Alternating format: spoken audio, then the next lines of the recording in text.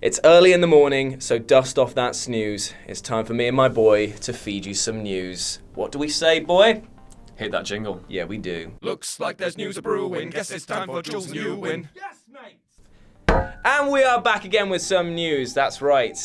There's been a bit of a news drought since I've been away. Yeah, the no fault of the batteries being misplaced. Definitely not that the WCBW crew or whatever they call themselves now has taken our batteries with them. We had to jerry-rig a new camera, hence why we look a bit different. But anyway, that's not the point. That's not the news. Today we're talking about something much more important, Batman's love life. Yeah, and the fact that DC have pulled a Marvel and have spoiled the comic of the week. Now, somebody did justify why they do this in the comment section below. They do it to build hype, and I can understand that they do this. And for those of you who don't know what we're talking about, what's the number of this issue? Batman 32. Batman number 32.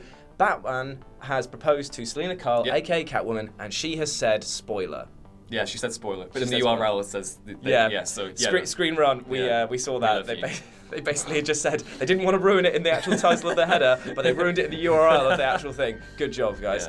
Yeah. So basically, Catwoman has said yes, and but they've revealed this before the comics actually come out. But somebody did explain why they do this. They do it to build hype, and I can understand that. I mean, it is a big event, but at the same time, isn't it better to have a surprise? People know it's coming up soon. The thing that gets me about it is that it kind of contravenes the thing that DC did when a while back. DC Rebirth leaked, like the big thing that reset that leaked on the recesses of the internet 2 days before it was due to be released. And instead of making a big headline about it and telling everyone the spoilers, they were just like, nah, if you want to get spoiled, go to those weird dark corners of the internet. We won't judge you, just go there. Whereas the approach that Marvel have had recently has been akin to... we can't keep a secret. Yeah, we can't. Well, also it's like they've said it's to combat leaks as well. But like, what's the point in doing that? That's like saying, oh, look at a small fire over there. Why don't we just pour more oil over it? Yeah, then like waft it a bit, and then. I mean, maybe I'm just from the old school of storytelling, and that I like being shown rather than being informed as to what's going to happen. Like, if somebody comes up to me and says like, "You'll love this bit in the film when this happens," I'll be like, "Well, now I know it's coming." So I've got the preamble up to that point. Feels like a bit of a waste. And it's annoying for the readers that have been waiting. Like this issue's been like 2 weeks since like Batman 31 dropped, and even if outlets do say spoiler returns, people are gonna want to read that because especially if they're into writing about this stuff because they need to know what's going on.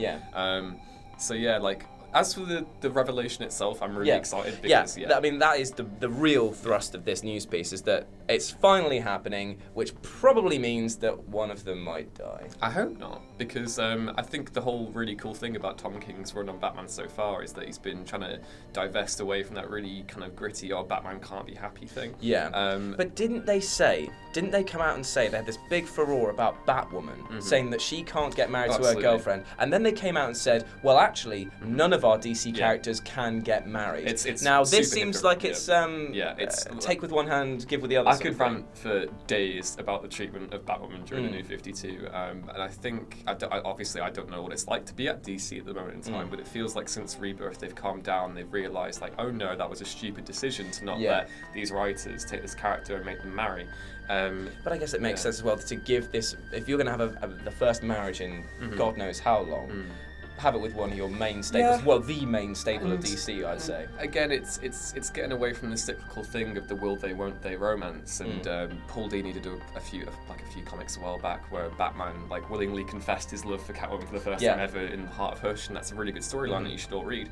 But since then, nothing really kind of came of it. When the New 52 came along and basically rewrote the whole nuked everything and scorched the earth. DC did bring in that policy. It was like, oh no, our heroes can't get married, and it's ridiculous. But to be honest, I think it leads to great storytelling potential, because if you've got somebody obviously who's like an ex-criminal who might go back and forth between that, there's obviously danger tropes of one of them being in trouble and the other one having to come to their aid. It's like, people always say well, it's boring if they settle down and marry. It's like, well, you have to be fair. There are points or characters in every single superhero storyline which act as a marriage unit. Effectively, you look at Fantastic Four. or Aunt May and Peter Parker. He's I know he's not married to her, but the weight he places, that would be very weird. But the weight he places on that person is the same as you would have for a spouse. And it works. You have the Bat family, the whole the whole reason. And the thing that I like most about the movie is that it seems like it's a very meta way of having a conversation with the reader. We talk about Marvel Legacy, having this conversation. We talk about DC Rebirth, having direct conversations with the reader.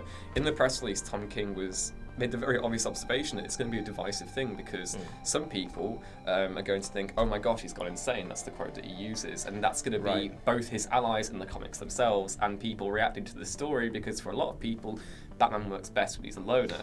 However, if you're like me and you love Batman being super happy and dandy and, you know, getting with Catwoman because he's a guy and, like, that's cool for him to do, like, go for it. Although I would ship Batman and Superman as well. Like, we were talking about this before we started recording, that Batman versus Superman, they obviously are drawn as being direct opposites to each other, that maybe they come together in the bedroom. I'd go for it. Definite pun intended on that. Yeah. You're too young for that anyway, mate. Oh, well. Too young for that. Yeah, I guess.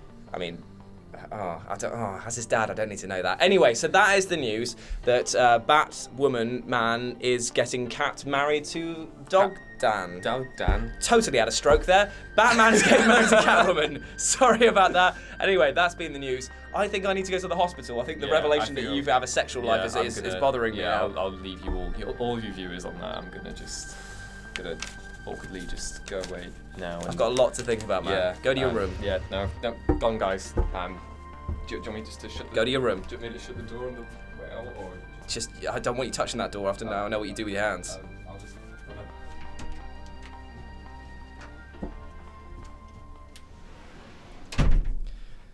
Oh, where did I go wrong?